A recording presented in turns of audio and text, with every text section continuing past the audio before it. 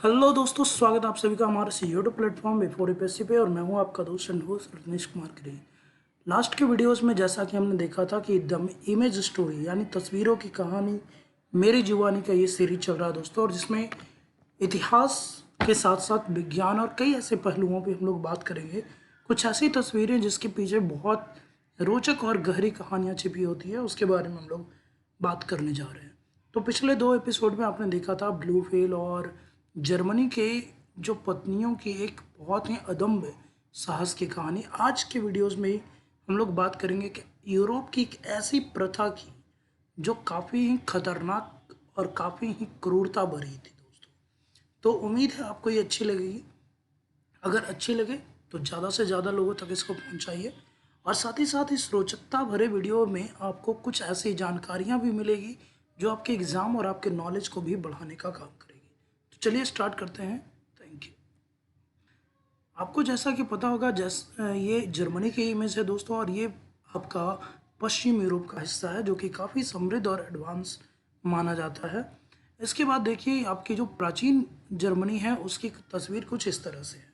पिछले वीडियोस में भी हमने जो आपको कहानी बताई है वो जर्मनी की ही थी।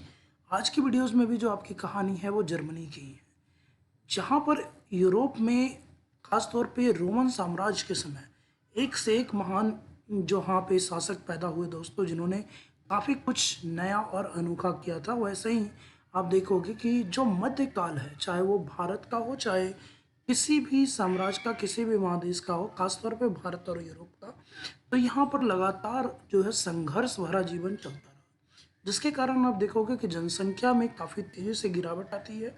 महिलाओं की स्थिति कुछ स्थानों पे आपको अच्छी दिखेगी थोड़ी सी, जबकि सामाजिक रूप से देखोगे तो जो निम्न वर्गीय लोग हैं उनकी स्थिति काफ़ी ज़्यादा दयनीय है। एक तरफ देखोगे तो शासन वर्ग जो है, जिसपे आपकी चर्च और पोप का काफ़ी गहरा प्रभाव है दोस्तों। ये धर्म के विरुद्ध किसी भी मामले में नहीं जा सकते थे, क्योंकि धर्म राजा और शासक से भी बड़ा होता था। वहीं दूसरी ओर अगर आप देखोगे तो जो सामान्य जनजीवन है, जो सामान्य लोग हैं, उनकी स्थिति बहुत से बदतर थी। एक तो आप कह सकते हो बंधुआ मजदूर जैसे स्लेवरी वाली स्थिति थी कि ज़बरदस्ती उनसे खेती करवाई जाती थी। सामंतवाद जो है अपने चरमोत्कर्ष पे था।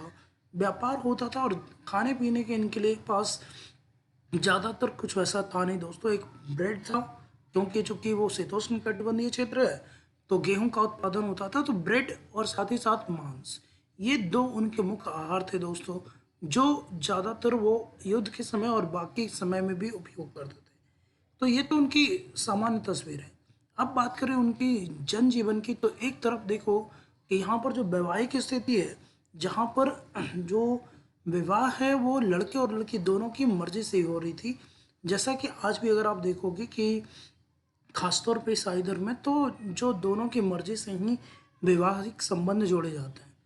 तो एक तरफ आप देखो कि काफ़ी जश्न भरा माहौल है, गाने बजाने के साथ साथ यहाँ पर बिल्कुल रंगारंग कार्यक्रम के साथ जो है आपके इस समारोह को संपन्न किया जा रहा है। वहीं दूसरी ओर जो इन सब के बीच जिस चीज़ ने मेरा ध्यान आकर्षित किया वो है ये तस्वीर। ये वहाँ की एक प्रथा है दोस्तों, और जैसा कि मैंने आपको अपने इस एपिसोड का टाइटल दिया है जिसका नाम है द मैरिटल ड्यूल, यानी एक वैवाहिक द्वंद्व, तो आप समझ सकते हो कि ड्यूल जो होता है वो द्वंद्व होता है दो लोगों के बीच में, और मैरिटल द्वंद्व है यानी ये वैवाहिक लोगों के बीच में ही है दोस्तों। और अगर आप पूरी साफ इमेज तो ये मिल नहीं पाई, बट अगर आप इस इमेज को देखो तो आपको संभवतः ऐसा लग जाएगा कि एक तरफ जो है ये महिला है और एक तरफ एक पुरुष है।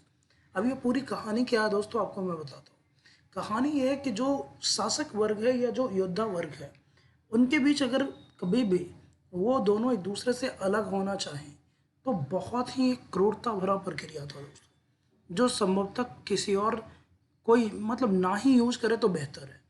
वो था क्या दोस्तों कि अगर वैवाहिक संबंध स्थापित होने के बाद, इतने अच्छे से आपके ताल्लुकात जुड़ने के बाद, अगर आप एक दूसरे से संबंध विच्छेद करना चाहते हैं तो संबंध विच्छेद का जो सिंपल एक ही तरीका था वो था आपका द्वंद्व।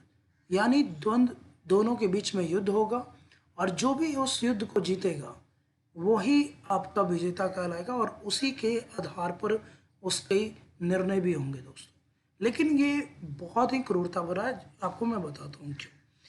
यहाँ पर देखिए, तो सबसे पहले जब अगर आप दोनों हस्बैंड वाइफ को अगर एक दूसरे से अलग होना है, तो पहले इनको 1 से 2 महीने का समय दिया जाता था कि आप अपने आपसी मामलात को जो है ज़्यादा से ज़्यादा हो सके तो सुलझा लें। अगर नहीं सुलझाएंगे तो फाइनल में ये द्वंद्व होगा। और ये द्वंद्व जो है ना दोस्तों, कोई नहीं करना चाहेगा, मुझे ऐसा लगता है। क्योंकि देखिए, इसमें क्या है, पति और पत्नी ही हैं जो यहाँ पर युद्ध कर रहे हैं, द्वंद्व कर रहे हैं। ये आप देख सकते हो, ये रिंग है। इसी अखाड़े में आपको द्वंद्व करना था, जिसमें क्या है कि जो पति है, पति को एक गड्ढे में यहाँ पर खड़ा किया जाता है। और यहाँ पर आप देखोगे कि पति का जो एक हाथ है, एक हाथ उस व्यक्ति का जो है वो बांध दिया जाता है। तो यहाँ पर पति के पास एक तो सिंगल हैंड है वो, दूसरा कि पत्नी उसके मुकाबले देखो तो ऊंचाई वाले स्थान पे है और उसके किसी भी तरह से उसके कोई हाथ पैर बंधे हुए नहीं।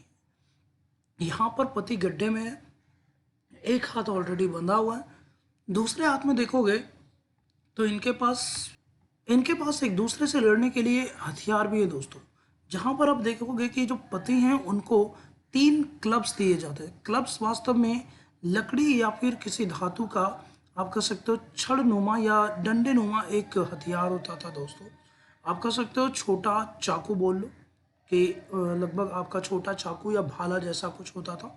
और पुरुष के पास ऐसे 3 हथियार दिए जाते थे, जबकि महिला जो होती थी, चूंकि वो फ्री है, उसके पास एक थैला होता था जिसमें पत्थर भरे हुए हैं। जो आप यहाँ पर देख सकते हो इस तस्वीर में कि जो महिला पुरुष है उसके हाथ में आपके क्लब्स हैं, डंडे नुमा, और जो महिला है उसके हाथ में ये पत्थरों से भरा बैग है। और ये युद्ध दोस्तों कब तक चलेगी? जब तक कि दोनों में से कोई एक ना हार जाए। और आप संभवतः इस युद्ध को जीत कर भी आप कभी जीत नहीं पाएंगे, क्योंकि ये युद्ध ही ऐसा है। अगर इस युद्ध का निर्णय कैसे होगा दोस्तों, तो निर्णय ऐसा होता था कि अगर पति जो है वो पत्नी को हराता है तो पत्नी यहाँ पर जिंदा दफन हो जाएगी। आप यहाँ देख सकते हो कि अगर जो है पति ने पत्नी को हरा दिया तो पत्नी जो है उसको जिंदा दफना दिया जाएगा। और इसी तरह से अगर पत्नी ने पति को हरा दिया तो पति का जो सर है वो कलम कर दिया जाएगा।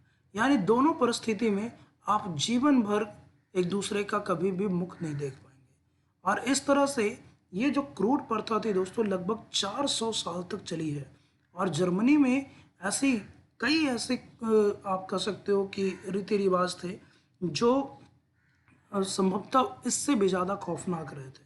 फिलहाल इस कहानी में इतना ही। उम्मीद है आपको एक कहानी इंटरेस्टिंग के साथ साथ जानकारी से भरपूर लगी होगी।